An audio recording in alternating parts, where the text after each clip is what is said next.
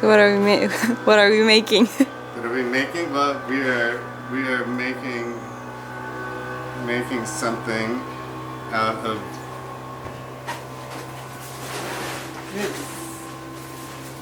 this is my basket of scraps. One of the side effects of doing a lot of work is you end up with lots and lots of junk. So, what I like to do with them, well, this is for Maria, is make bags.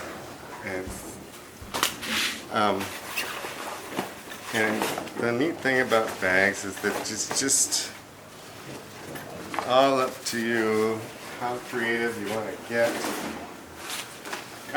This is from Chloe's Life Raft. Oh my god. So we're just making a standard shopping bag. Like I said, you can get as creative as you want bag making.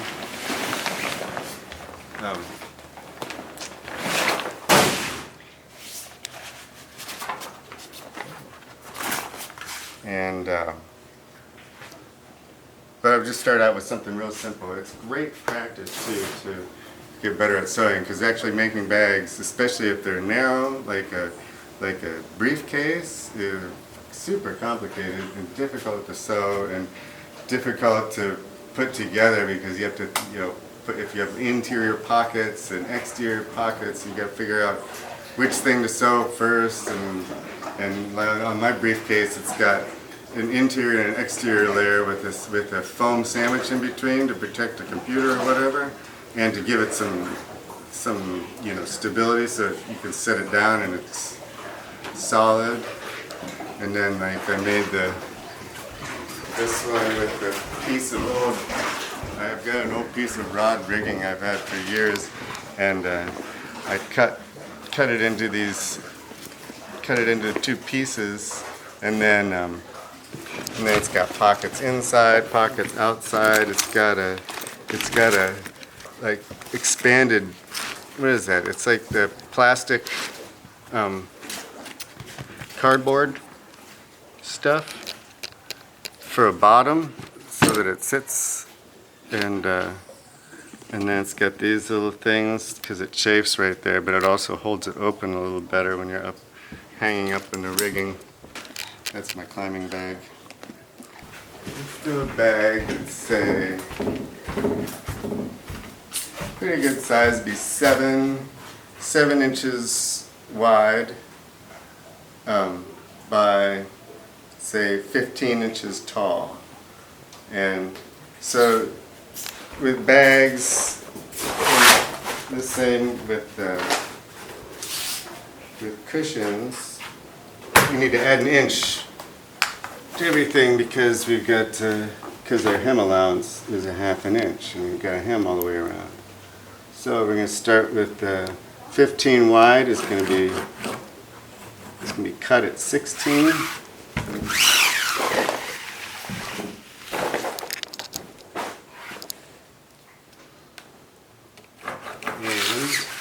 15 by 15. Go ahead.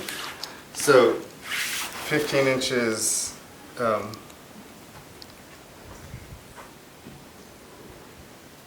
Tall is going to be, we're going to go to 15.5, but on the bottom we don't have a seam allowance because this goes all the way through. So we need 15.5 plus 7 plus 15.5, which is 38.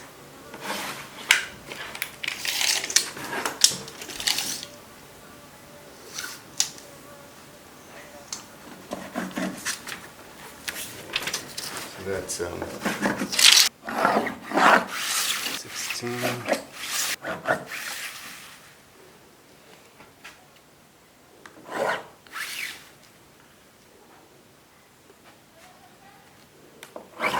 Mark the handles. Put it roughly in the center. You can eyeball it because it's just a shopping bag. Whoops. And that's where we're going to end up sewing the straps on, the handles on. Then the sides will be, what I say, 7 by 15. So there'll actually be, there's a hem all the way around the side, so there'll be 8 by 16. Oh, there's some chalky red. Nice. Okay.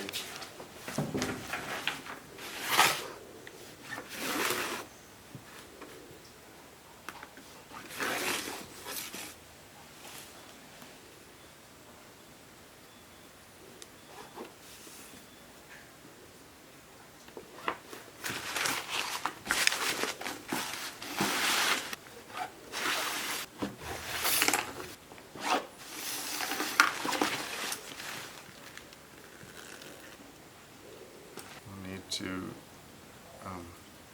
cut some handles too. I use polypropylene for the straps because it's super cheap. It's like you can get some ungodly amount of it, like I don't know, 100 yards for like $18 or something.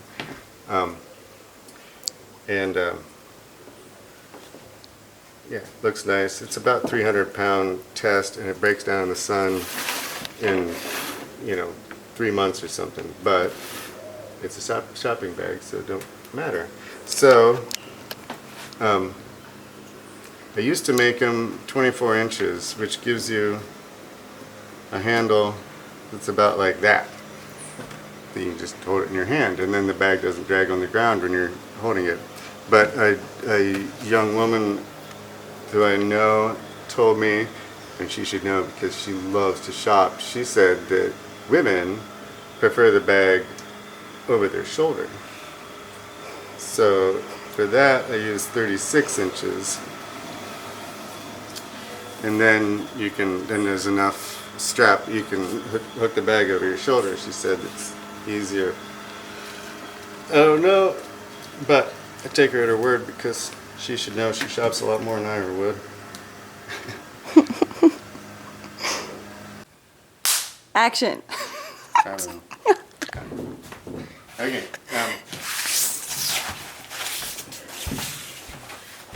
So we got this is the bottom. I do them this way because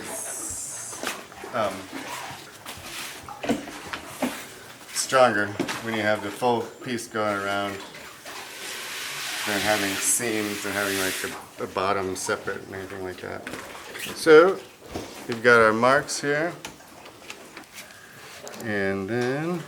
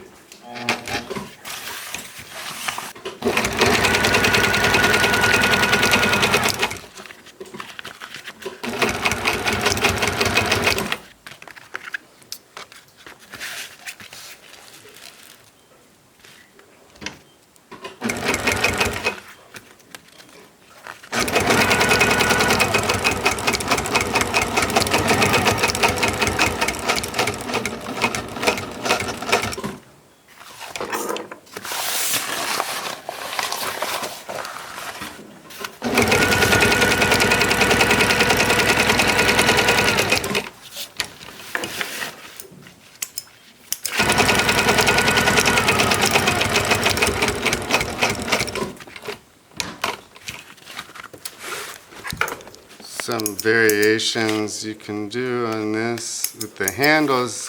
Sometimes I'll do if it's a big bag, or if I want it to be extra duty, heavy duty, take the handle and run it all the way down. So that way you do for a shoulder bag, these are 24-inch loops. For a hand, it's a 12-inch loop.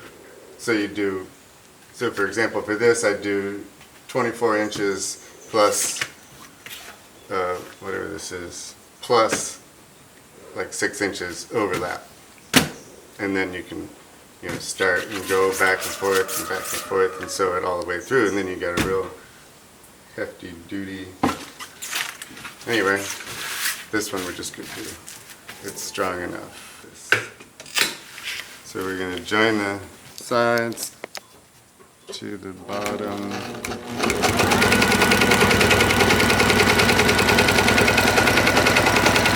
Put the half-inch down.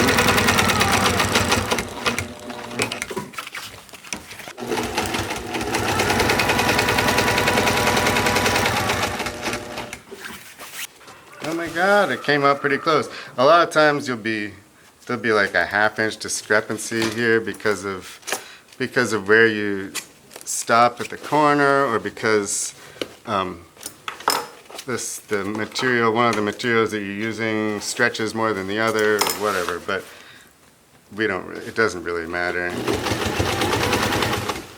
Even if there's a big difference, it'll all go away when you hem the top.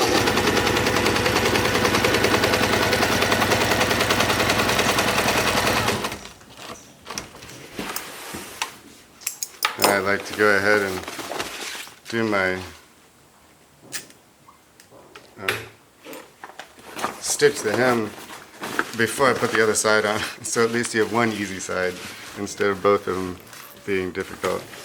And it makes no difference which side you do. You can do this way or this way. Depends on what you want to see as far as the stitch.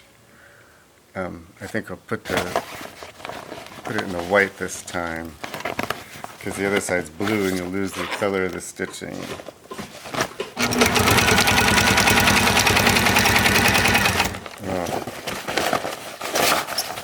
Pull that open and pull it apart so you get an accurate line.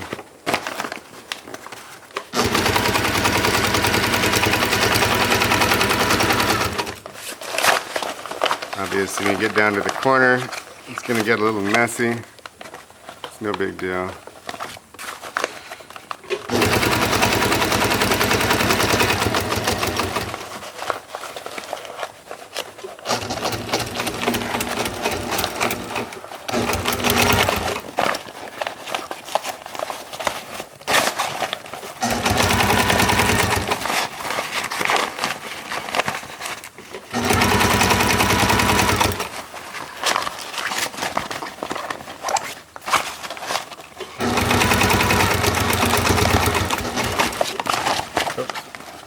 Fold it down the other way.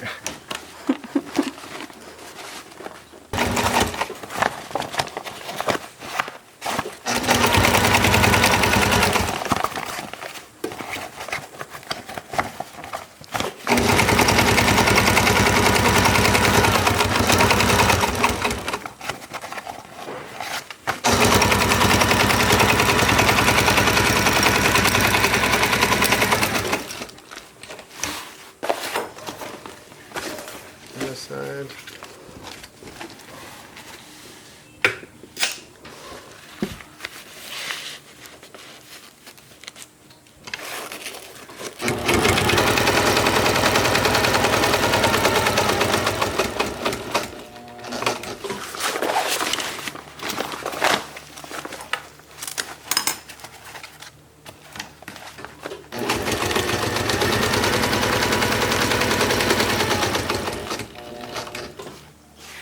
Like this one, it's way off for some reason.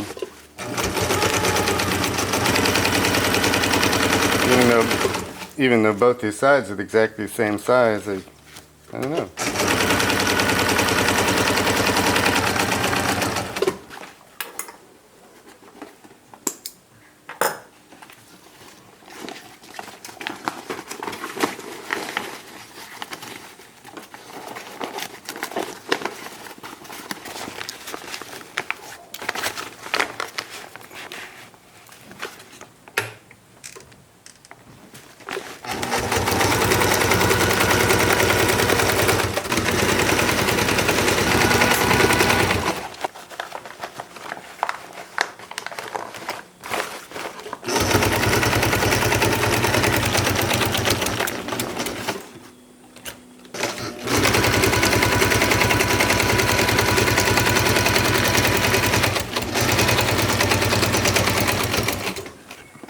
So one last thing to do is to hem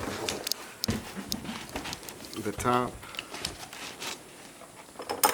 Always start on that handle because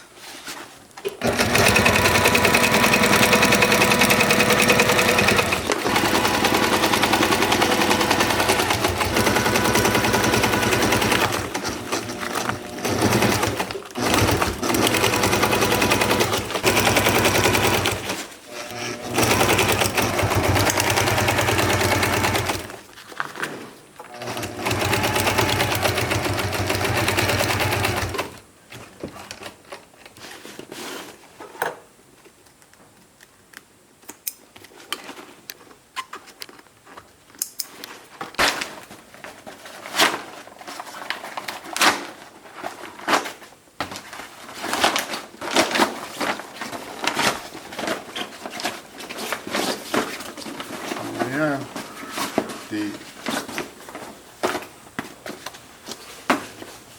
grocery go-getter.